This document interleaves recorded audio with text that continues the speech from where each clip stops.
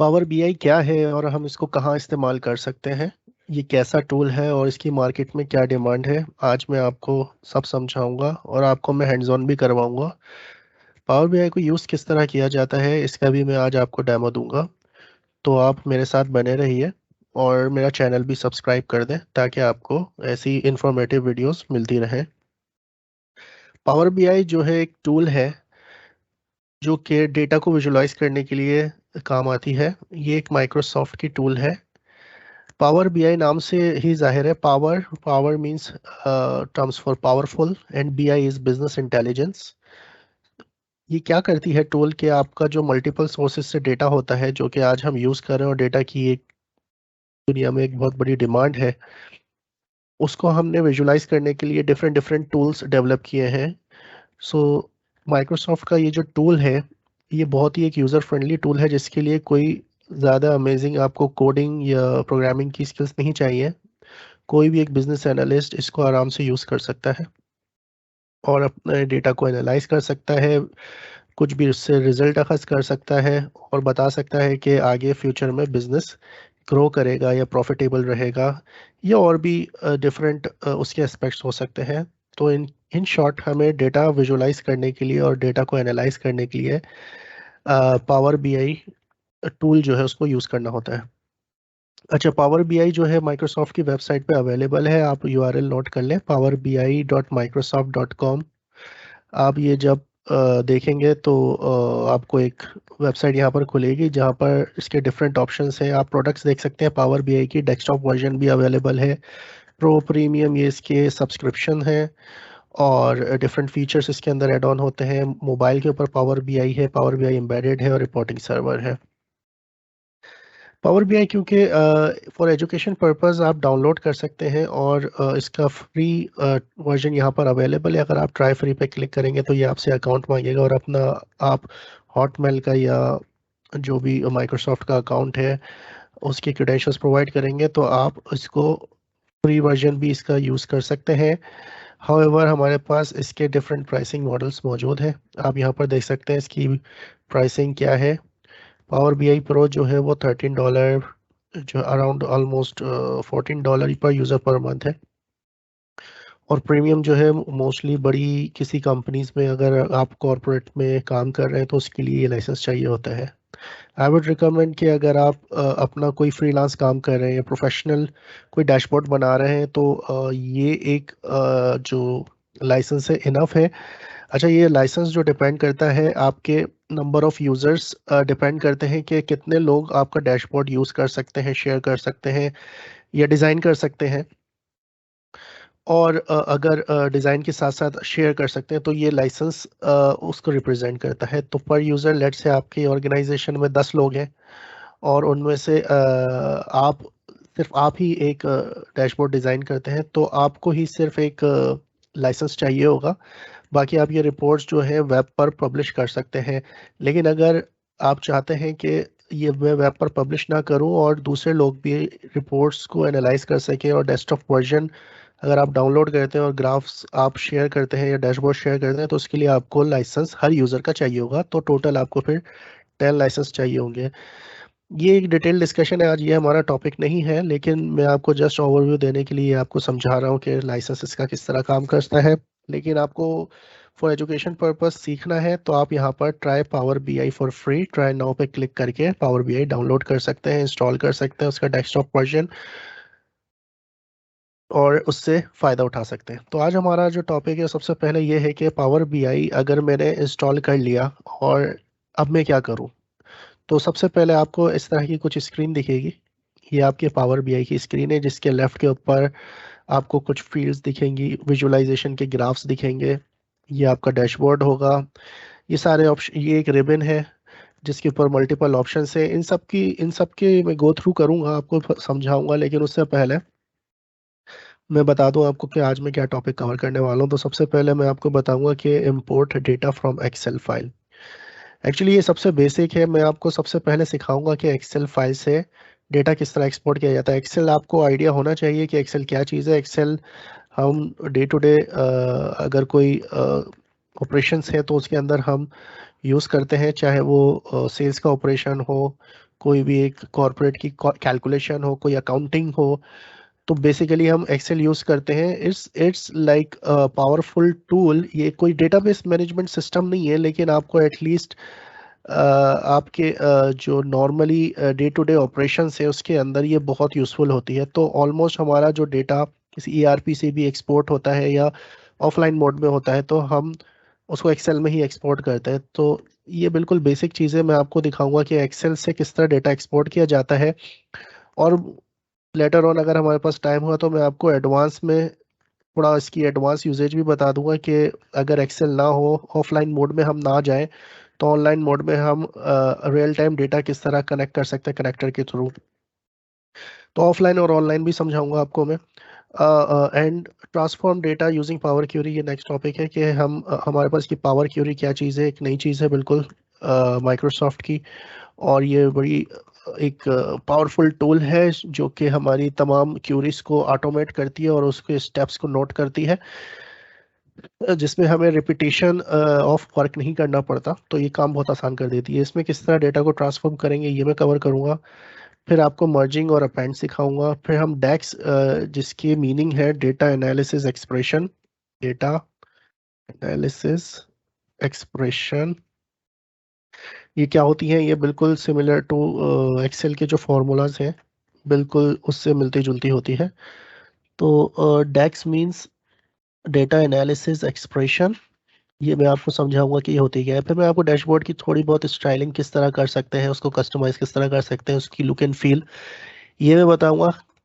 और फिर उसके बाद अदर कनेक्टर्स, मींस कि हम ऑनलाइन किसी ईआरपी से या किसी भी सिस्टम से अगर अपना डेटा एक्सपोर्ट करना है या वहां से इंपोर्ट करना है, तो वो किस तरह हम कनेक्ट कर सकते हैं। अगर मैं डेटा को अपनी एक्सेल में एक्सपोर्ट नहीं करता, तो डायरेक्ट मैं अपने किसी भी सिस्टम से डेटा किस तरह कनेक्ट कर सकता हूँ, ये मैं आज आपको समझाऊंगा। तो स्टार्ट करते हैं पावर बीआई से। ये आपका एक डैशबोर्ड है। अगर आपने जो एक्सेल से इंपोर्ट करना है, तो सबसे पहले आप यहाँ पर एक ऑप्शन देख रहे हैं, गेट डेटा। एक ये ऑप्शन है अवेलेबल, जिसमें आपकी Excel workbook, Power BI data set, data flow, Dataverse, SQL server, multiple sources available है।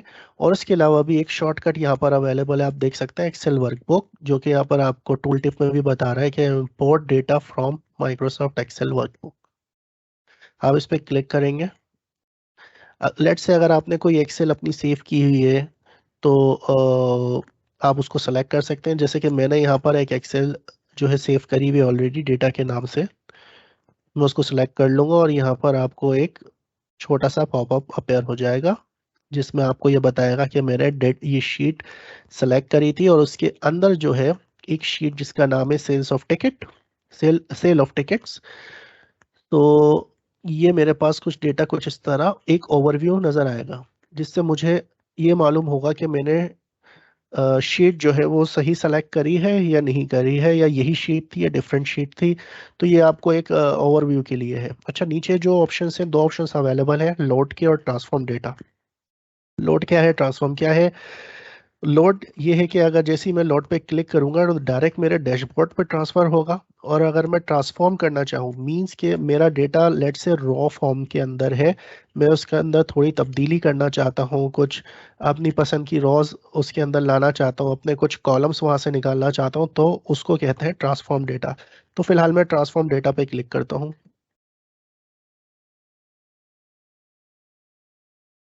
जैसे ही मैं ट्रांसफॉर्म डेटा पे क्लिक करूंगा तो मेरे सामने ऐसी कुछ विंडो खुल जाएगी। इसे हम कहते हैं Power Query editor. Power Query editor क्या होती है, ये हमारा नेक्स्ट टॉपिक है। ठीक है, transform data using Power Curie.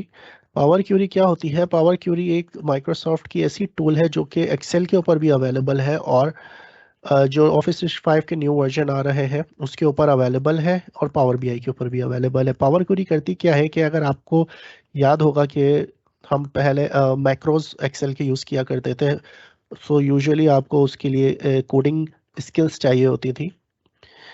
अब वो पावर क्यूरी ने क्या किया है कि वो लोग जो कि कोडिंग स्किल्स जिनकी नहीं है, या वो बिजनेस यूजर्स हैं, वो कोई कोर टेक्निकल लोग नहीं है, तो उनके लिए ड्रैग एंड ड्रॉप्स की और स्टेप्स को जो हम रिकॉर्ड करते हैं और जितना भी हम अपना डेटा को ट्रांसफॉर्म करते हैं, ट्रांसफॉर्मेशन मीन्स जो भी हम चेंजेस लाते हैं डेटा में, वो सब के सब स्टेप्स एक जगह रिकॉर्ड होते हैं। और नेक्स्ट टाइम अगर हम कोई डेटा इंपोर्ट करना चाहें तो सेम स्टेप्स उसके ऊपर अप्लाई हो जाते हैं, तो हमें बार बार किसी भी डेटा को उसमें बार बार चेंज करने की ज़रूरत नहीं होती। फॉर एग्जांपल अगर मैं कुछ मर्जिंग परफॉर्म कर रहा हूँ या कुछ कॉलम्स को निकाल रहा हूँ, तो मेरा स्टेप रिकॉर्ड होगा। तो मैं आपको यहाँ पर समझाता हूँ कि कैसे। ये अप्लाइड स्टेप्स का पैन है, आप इधर देख सकते हैं। इसके अंदर source, navigation, promoted header, change type, ये बाय डिफॉल्ट ये 4 एक्शंस आते हैं। लेकिन इसके बाद जो भी मैं एक्शन परफॉर्म करूंगा तो यहाँ पर एक स्टेप ऐड होता जाएगा। ये है क्यूरी सेटिंग्स की ये प्रॉपर्टीज है। यहाँ पर देखें शीट का नाम आ रहा है, उसके अलावा भी सारी प्रॉपर्टीज देख सकता हूँ। और लेफ्ट के ऊपर आप देख सकते हैं सेल ऑफ टिकट, ये मेरी एक शीट थी जो कि यहाँ पर अपेयर हो रही है। अब मैं कोई इस पे एक स्टेप अप्लाई करता हूँ। फॉर एग्जांपल ये डेट है और मुझे लेट सपोज डेट चाहिए जन फेब मार्च अप्रैल, सारे डेट्स हैं। तो लेट से मुझे जनवरी चाहिए और मैं ओके करता हूँ, तो मेरा डेटा फिल्टर हो गया। जैसे फिल्टर हुआ तो आपने नोट किया होगा यहाँ पर एक स्टेप ऐड हो गया है जिसे कहते हैं फिल्टर्ड रोज। अगर आप खोल के देखें इसको, सेटिंग्स के इस आइकॉन पे क्लिक करेंगे तो आपको ये बताएगा कि ये बेसिक मैंने अप्लाई किया और इक्वल्स टू दिस। तो ये एक स्टेप ऐड हो गया है। और बैक एंड पे अगर आपने देखना है तो आप किस तरह देख सकते हैं, आप एडवांस एडिटर पे जाएंगे, क्लिक करेंगे और यहाँ पर भी कोड की फॉर्म में स्टेप्स यहाँ पर ऐड हो रहे हैं। तो देखिए मैंने काम जो किया था वो स्क्रीन पे किया था, जस्ट एक स्टेप परफॉर्म किया और कोड ऑटोमेटिकली ऐड हो गया। और ये है इसका कोड के फिल्टर्ड रोज। मैंने टेबल को फिल्टर किया, उसका कौन सा कॉलम, डेट का कॉलम, और उस पर मैंने फिल्टर अप्लाई किया। ये तो ये एक स्टेप रिकॉर्ड हो गया। खैर मैं इसको क्लीन करता हूँ दोबारा, और मुझे ये नहीं करना, लेकिन मैं एक काम करता हूँ, मैं यहाँ पर एक नया कॉलम ऐड करता हूँ। नया कॉलम ऐड करने के लिए क्या करूँगा मैं कि फॉर एग्जांपल मुझे एक यहाँ पर एक कॉलम ऐड करना है। तो सबसे पहले मैं जाऊंगा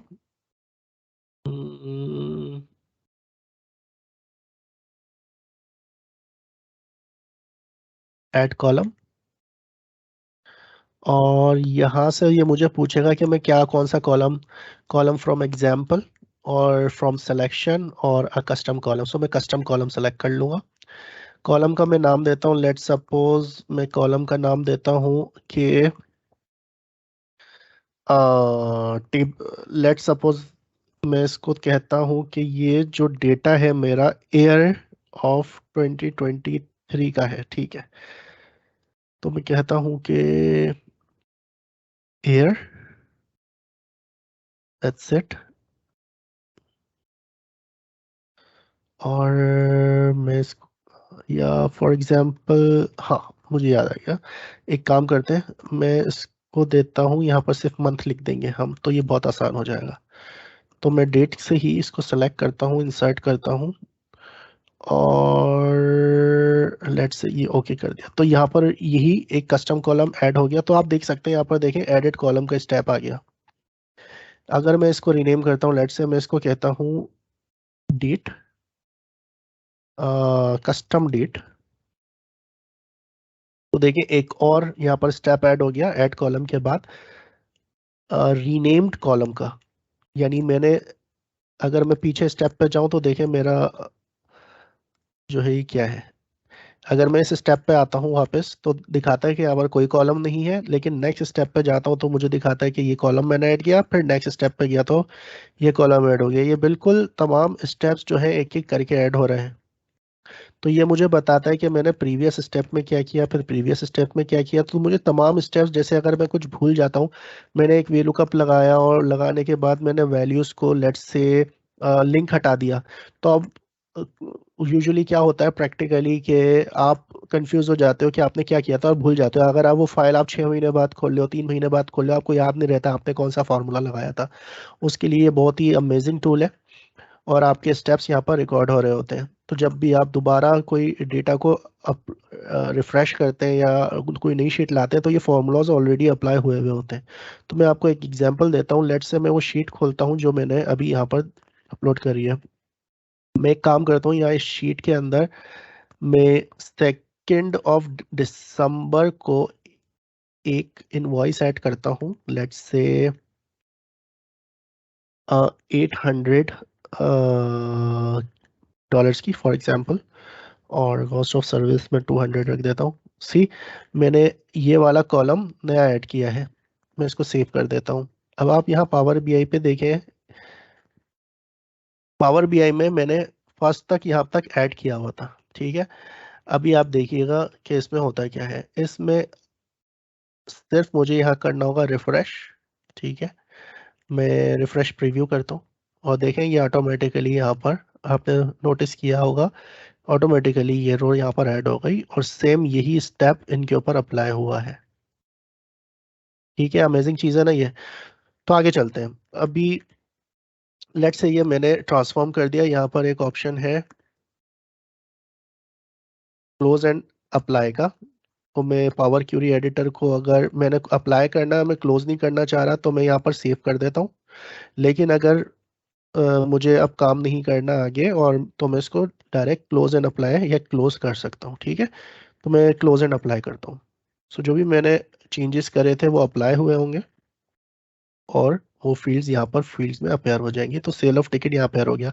आप इस शीट पे गौर मत करिएगा क्योंकि ये मैंने पहले ऐड करी थी, मैं इसको यहाँ से हटा देता हूँ।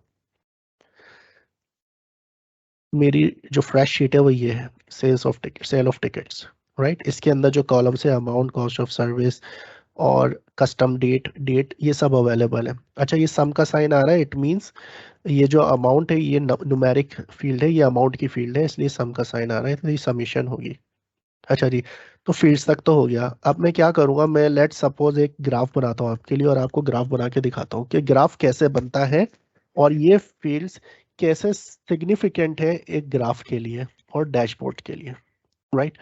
सो फॉर एग्जांपल मैं लेता हूँ, हम लाइन चार्ट लेते हैं, लेट्स सपोज, या बिल्ड विजुअल, ये विजुअलाइजेशन है। बिल्ड विजुअल के अंदर आप देख सकते हैं मल्टीपल चार्ट्स आ रहे हैं। अगर और चार्ट्स भी आपने ऐड करने हैं तो गेट मोर विजुअल्स, और ये आपको मार्केट प्लेस पे ले जाता है और वहां से आप मोर जितने भी चार्ट्स हैं वो सेलेक्ट कर सकते हैं, डाउनलोड कर सकते हैं। ये आपसे ईमेल मांगेगा और आपको मार्केट प्लेस पे ले जाएगा, ठीक है। अच्छा, जैसे ही आप चार्ट ड्रॉप करते हैं तो आपको यहाँ पर आपने नोटिस किया होगा कि X axis, Y axis, secondary, Y axis, legends, ये सब आ रहे हैं। तो जिन्होंने ग्राफ्स पे काम किया है उनको मालूम होगा कि ग्राफ्स की जो बेसिक है वो होती है एक्स और वाई एक्सिस।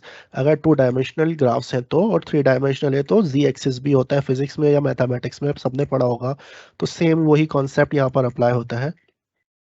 हमारे पास एक्स एक्सिस में ऑप्शन देता है, वाई एक्सिस का ऑप्शन देता है और कहता है कि आपने कौन सी डेटा फील्ड यहाँ ड्रॉप करनी है। तो लेट सपोज मैं यहाँ पर ड्रॉप करता हूँ, फॉर एग्जांपल मुझे देखना है एक्स एक्सिस में, मैं देखना चाहता हूँ अमाउंट, या नहीं, वाई एक्सिस में मैं अमाउंट दिखाता हूँ और ये थोड़ा इजी हो जाएगा। और अब ये एक्स एक्सिस में मैं रख देता हूँ डेट्स, ठीक है। तो आपका ग्राफ कुछ इस तरह आ रहा है, based on the data which you have provided. इसको अगर मीनिंगफुल बनाना है तो मैं एक आपके लिए एक बहुत आसान काम कर देता हूँ कि ये मैं ईयर, क्वार्टर हटा के या डे हटा के सिर्फ मंथ रखता हूँ। तो आपको अभी मैं बताऊंगा कि ये मंथ वाइज, मंथ को मैंने एक्स एक्सिस पे रखा, ये मेरा एक्स एक्सिस है, और वाई एक्सिस पे मैंने अपने अमाउंट को रखा, राइट। अगर इस ग्राफ को आप गौर से देखें तो ये आपको क्या शो करता है, ये करता है कि जनवरी में मेरी जो सेल थी वो इधर थी, जो कि आपको टूल टिप में हेल्प में बता रहा है कि 1000। देन मेरी सेल फरवरी में 3000 पे गई, फिर मेरी सेल मार्च में ड्रॉप हुई, और फिर मेरी अप्रैल और मई में जो है एक 3 महीने तक मेरी जो सेल है वो अप गई है, राइट। देन मेरी जून जुलाई में थोड़ी सी लो हुई है, फिर मेरी अगस्त में और अप गई है, और इसी तरह सोन, और दिसंबर में सबसे कम सेल हुई है। सबसे कम नहीं, मतलब कंपैरेटिवली पिछले मंथ के मुकाबले कम सेल हुई है। तो मेरा ग्राफ नीचे गिर रहा है, तो मुझे क्या एक्शन लेना है कि मैं अपनी सेल बढ़ाऊं। तो ये आपको एक रियल टाइम पिक्चर दे रहा है। रियल टाइम इन सेंस कि आपकी जो एक्सेल फाइल है, अगर आप उसमें कुछ चेंज करते हैं जो भी, तो यहाँ पर वो अपडेट हो जाएगी। आपने जस्ट रिफ्रेश पे क्लिक करना है और ये यहाँ पर अपडेट हो जाएगी। और अगर आपने अपनी किसी ईआरपी से इसको डायरेक्ट कनेक्ट करना है तो वो भी मैं तरीका बताऊंगा। जब आप डायरेक्ट यहाँ पर कनेक्ट कर देंगे तो आपको एक्सेल से कनेक्ट करने की इसको ज़रूरत नहीं होगी और रियल टाइम पे यहाँ पर ग्राफ अपडेट हो रहा होगा, जिस जो हम इसको बोर्ड रूम के लिए एक रिपोर्ट बना सकते हैं। और हम इन्हें नॉर्मली बोर्ड रूम रिपोर्ट्स ही बोलते हैं, तो इनके लिए हम ग्राफ्स यहाँ पर बना सकते हैं। अच्छा, ये ग्राफ जो है हमने बना लिया, तो थोड़ा सा मैं आपको एडिशनल एक चीज़ बताऊं कि यहाँ पर हमारे पास फिल्टर्स होते हैं। हम इस ग्राफ को जो है यहाँ से फिल्टरिंग भी कर सकते हैं। लेट्स से अगर मैं चाह रहा हूँ कि मुझे सिर्फ जनवरी और फरवरी का डेटा दिखे, तो मुझे दिख जाएगा कि मेरी जनवरी और फरवरी तक जो है वो एक ग्राफ मेरा हाई गया है, यानी जनवरी टू फरवरी। और अगर सिर्फ मार्च तक मुझे एक क्वार्टर का देखना है लेट्स सपोज, तो मुझे पता चल गया जनवरी फरवरी मार्च की क्या मेरी सेल थी। तो यहाँ फिल्टरिंग जो सेक्शन है, यहाँ से आप फिल्टर कर सकते हैं। मैं सेलेक्ट ऑल कर लेता हूँ अगेन। इसी तरह आप अमाउंट के ऊपर भी फिल्टर लगा सकते हैं कि लेट्स सपोज आप देखना चाह रहे हैं कि मेरा जो अमाउंट है लेट्स से 3,000 से कम की जो सेल हुई है फॉर एग्जांपल, मुझे ये देखना है। तो ये मुझे यहाँ पर फिल्टर करके बता देगा। सॉरी, यहाँ पर गलत हो गया। Is less than 3,000, so enter, apply filter. तो इसने मुझे बता दिया कि जो मेरी लेस जो सेल हुई है जनवरी और मार्च एक ऐसा मंथ है जहां पर मेरी 3,000 से भी कम की सेल हुई है। तो ये 2 मंथ्स में क्या मसला हो सकता है, तो आप ये एनालाइज कर सकते हो। ठीक है, मैं इस फिल्टर को दोबारा हटा देता हूँ। ठीक है, और फिल्टर को क्लीन कर देते हैं। राइट, अगर वैसे भी अगर आपने क्लीन करना है तो ये एक आइकॉन छोटा सा आपको दिख रहा है, इसको भी आप क्लिक करेंगे तो फिल्टर क्लीन हो जाएगा। राइट, सो अब हम आगे चलते हैं। आगे क्या है कि मैं आपको बताता हूं कि फॉर एग्जांपल अब ये डैशबोर्ड है। अब ये आप डैशबोर्ड जो है इसको लॉक भी कर सकते हैं।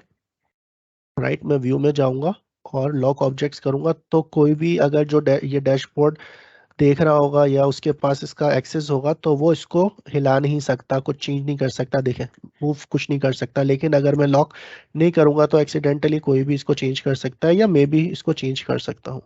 तो ये एक बेस्ट प्रैक्टिस है कि जब आप अपना डैशबोर्ड बना लें तो उसको लॉक कर दें और फिर इसको शेयर कर दें। अच्छा, शेयर दो तरीके से हो सकता है। एक तो आप या तो वेब पे पब्लिश कर दें, या फिर आप इसको एज इट इज़ इस फाइल को सेव करें as a Power BI project. Okay, और वो इस ये PBIX की एक्सटेंशन के साथ फाइल बना देगा, और वो आप शेयर कर दें किसी को भी, तो जिसके पास भी ये पावर बीआई का डैशबोर्ड होगा, इंस्टॉल होगा डेस्कटॉप वर्जन, वहाँ पर ये रिपोर्ट दोबारा खुल सकती है और वो वहाँ पर डेटा को एनालाइज कर सकता है। अच्छा, एक और इसका तरीका ये है कि फॉर एग्जांपल आपने एक ऐसे यूज़र को देना है जिसके पास ये पावर बीआई का कोई लाइसेंस नहीं है या उसको कोई उसकी नॉलेज नहीं है, तो आप सिंपल इसको एक्सपोर्ट भी कर सकते हैं इनटू PDF। राइट, अगर आप PDF में एक्सपोर्ट करते हैं, मैं एक्सपोर्ट करके आपको दिखाता हूँ, तो आपके पास ये देखेंगे PDF ऐसे आ जाएगी कुछ। तो ये ग्राफ जो है आपने एक्सपोर्ट कर दिया PDF में। अब ये PDF आप शेयर कर सकते हैं, किसी पावर पॉइंट प्रेजेंटेशन में लगा सकते हैं। तो इसके बहुत सारे यूजेज हैं। इसको प्रिंट भी आप कर सकते हैं और दिखा सकते हैं। यहाँ से आप सिंपली आप प्रिंट कर लें और आप दिखा दें अपने जो भी मैनेजर है, जो भी फाइनेंस, जो भी रेलेवेंट पर्सन है, आप उसको ये शो करवा सकते हैं।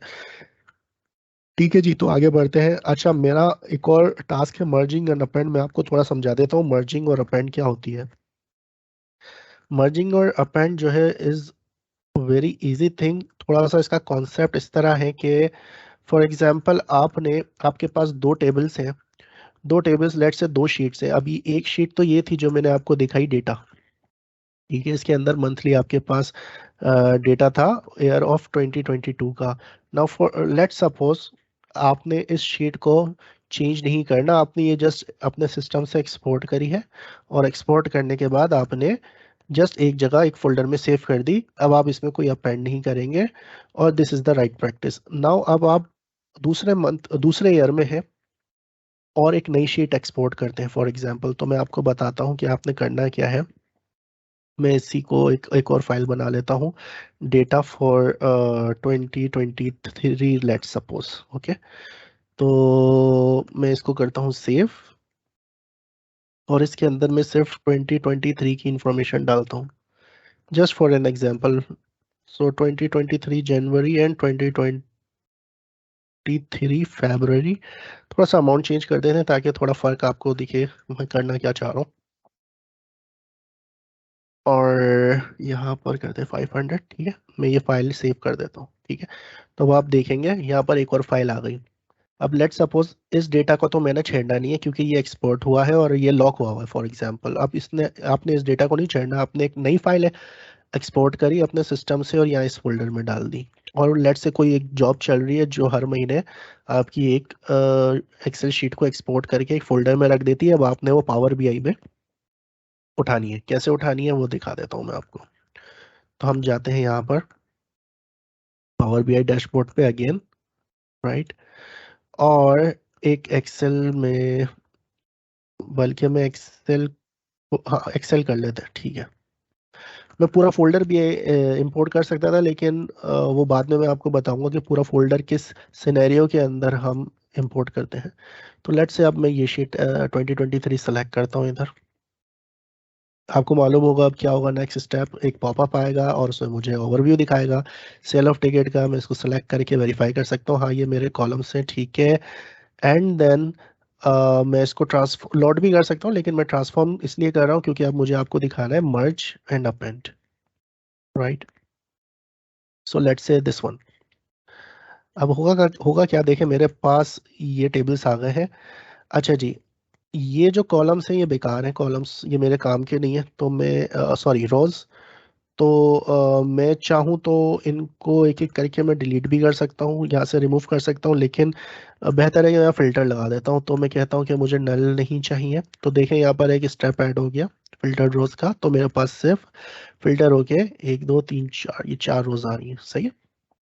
अच्छा जी, तो अब मैं कहता हूँ कि भाई मुझे ये जो सेल्स ऑफ टिकट 2 है इसका मैं नाम चेंज करके रखना चाह रहा हूँ कि 2023 की जो सेल्स हुई है। ठीक है, मैं ये नाम रख देता हूँ और इसका पुराने वाले का हम नाम रखते हैं 2022 की सेल्स, 2022 सेल्स। एंड इसका रखते हैं 2023 सेल्स, ये ज़्यादा बेहतर रहेगा। ठीक है, चले ये ज़्यादा अच्छा है। अच्छा, मेरे पास अब दो टेबल हो गए, एक 2022 का टेबल पुराना टेबल और एक ये न्यू टेबल है। तो अब मैं क्या करूँगा, मैं मेरे पास दो ऑप्शंस है। मैं इसको या तो मर्ज कर सकता हूँ दोनों टेबल्स को या फिर मैं अपेंड कर सकता हूँ। मैं इस केस में क्या करूँगा, क्योंकि अगर मुझे दोनों का डेटा चाहिए एक जगह तो मैं इसको अपेंड करूँगा, राइट। कैसे मैं आपको बताता हूँ और क्यों वो भी मैं आपको बताता हूँ, ठीक है। अच्छा देखें, हमारे पास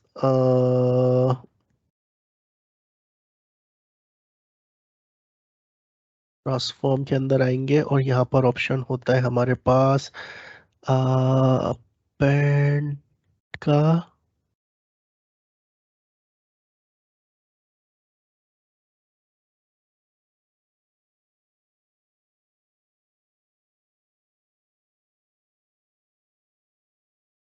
सॉरी गलत चला गया मैं।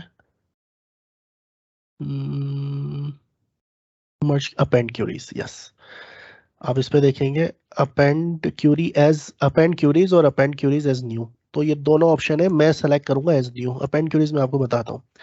अपेंड क्यूरी अगर मैं करूंगा तो क्या कहेगा वो कि ज- ये टेबल, जो एक टेबल है मुझे बोलेगा सेलेक्ट करो और ये टेबल जो है वो इस टेबल से मर्ज होकर इसी टेबल में डेटा दिखना शुरू हो जाएगा। जबकि मैं आपको क्योंकि दिखाना चाह रहा हूँ कि ऑपरेशन किस तरह होता है तो मैं सेलेक्ट करता हूँ अपेंड एज अ न्यू।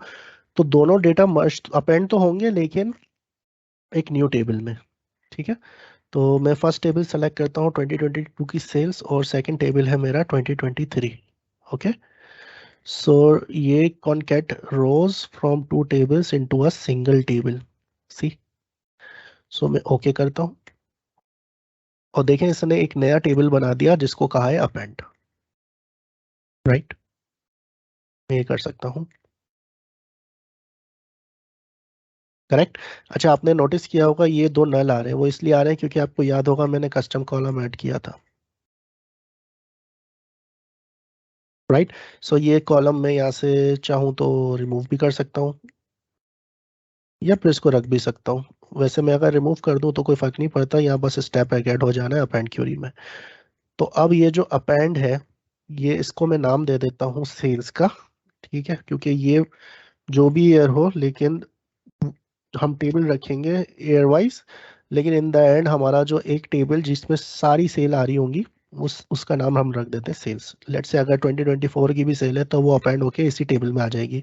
अच्छा, जब 2024 का टेबल आएगा तो मैं, अगर मुझे अपेंड करना है तो मैं क्या करूँ, मैं अपेंड क्यूरी करूंगा, क्योंकि मुझे सेल में ही वो डेटा चाहिए। ठीक है, मैं न्यू टेबल नहीं बनाऊंगा, हर बार न्यू टेबल नहीं बनाऊंगा, ये सिर्फ आपको समझाने के लिए था। ठीक है। अच्छा, मैं क्लोज एंड अप्लाई करता हूँ, और देखें यहाँ पर थोड़ी देर में ही एक नया टेबल आ जाएगा।